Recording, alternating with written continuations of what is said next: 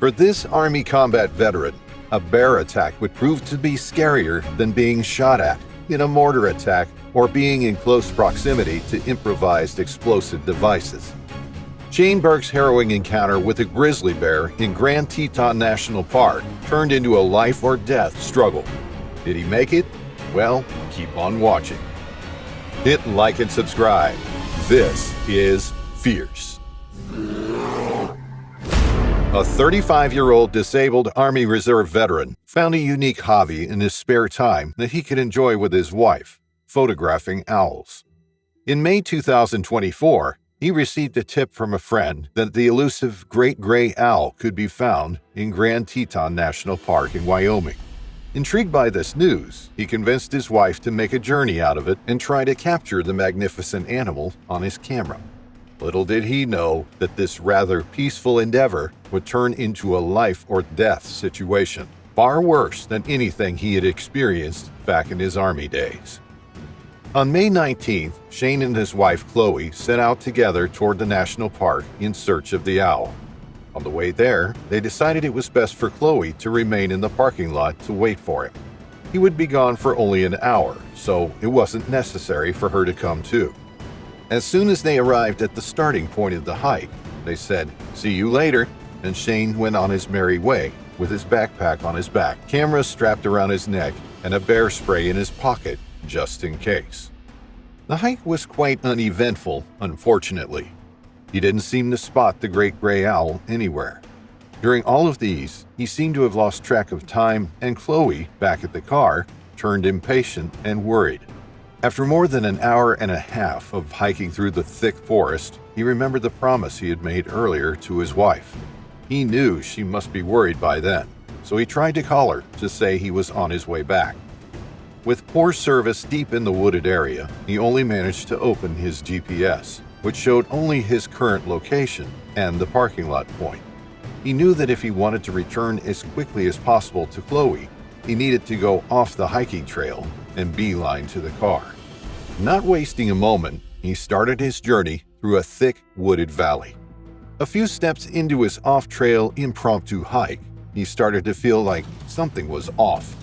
This increasing sense of unease alerted him to put into practice everything he had learned about recommended bear safety precautions.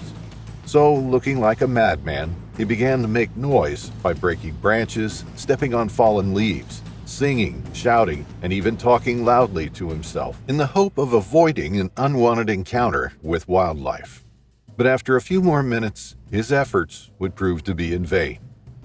The unexpected occurred. As the 35-year-old man made his way through the valley, something at the corner of his eye. Through the dense foliage, he spotted a grizzly bear cub, just shy of 70 yards away from him. Burke immediately knew that should the mother bear see him, only a miracle could save him. The Army veteran, driven by intuition, placed his hand in the pocket where he knew he would find the bear spray can that he brought with him. The next moment, a loud thud, followed by a ferocious roar, made him look toward a big bush to his left. Behind it, the mother bear was charging at him with astonishing speed. Burke tried to shout. One of the first things that are recommended to do when meeting a bear is make loud noises, but the grizzly paid him absolutely no attention. Fearless, the mother bear closed the distance between them. The 35-year-old had no way to go. He quickly assessed the situation. In front of him, there was a mad bear ready to attack. At his right and left were miles upon miles of foliage and rocks that he could very well stumble upon. And behind him, there was a valley that he could maybe roll off of. In absolutely any situation, the bear could run after him, catch him, and then eat him alive. And he didn't even manage to take that picture of the great gray owl. What a waste, he thought. As soon as the bear moved toward him again, in a split-second decision, he turned his back to the bear, dropped to his stomach, and locked his hands behind his neck. He had read about this hack on one of those surviving grizzly attacks forums. In the hopes that the sound would scare off the bear, he screamed as loud as he could. Unfortunately, it only seemed to infuriate her even more instead. The bear stepped on his back, its immense weight pressing him into the ground. She bit into one of his legs, lifting him off the ground and slamming him back down multiple times. Burke felt the teeth of the bear pierce his skin, ripping through muscle. The bear persisted in her attack, biting his legs roughly 3 times total, from his inner knees to his buttocks. Burke let out another scream, one that briefly diverted the bear's attention and made her focus on his head. In a horrifying realization, Burke knew the bear might be going in for a kill bite on his neck. Throughout the attack, Burke had managed to keep a grip on his bear spray can, holding it behind his neck where his hands were interlocked. As the bear bit at his hands, her teeth also sank into the canister, causing it to explode in her mouth. The sudden burst of bear spray startled her, causing her to retreat. Burke heard her running up the hill toward her cub, giving him a moment to gather himself. He was safe from the bear's claws, but he had a long journey ahead of him back to the parking lot, now with life-threatening injuries. In a moment of respite, Burke tried to call his wife, but the thick forest had won again. Despite the lack of service, he managed to send a text that finally went through to her. It read, "Attacked." Bleeding profusely and barely being able to walk, Shane knew he had to act fast. The clock was ticking, and the bear could always come back for round 2. He dragged his injured legs as far and as quickly as he could to put more distance between himself and the grizzly, but he soon grew tired and had to stop. Finally, his call reached Chloe. She answered with a panicked voice and slowly guided him in taking care of his injuries until emergency services could get to him.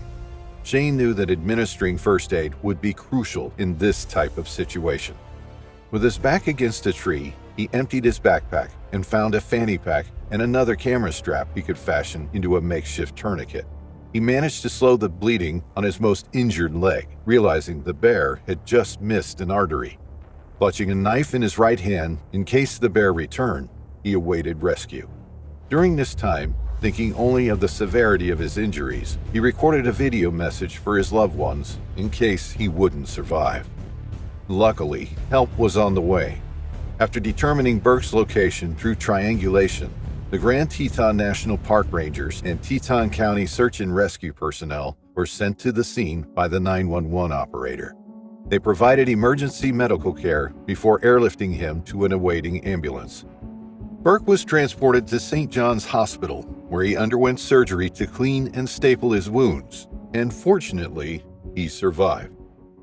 Shane Burke's survival wouldn't have been possible without his quick thinking and intuition, but most importantly, his knowledge of bear behavior and the use of bear spray. These factors, along with his ability to remain calm during that, might disqualify this case as a miracle.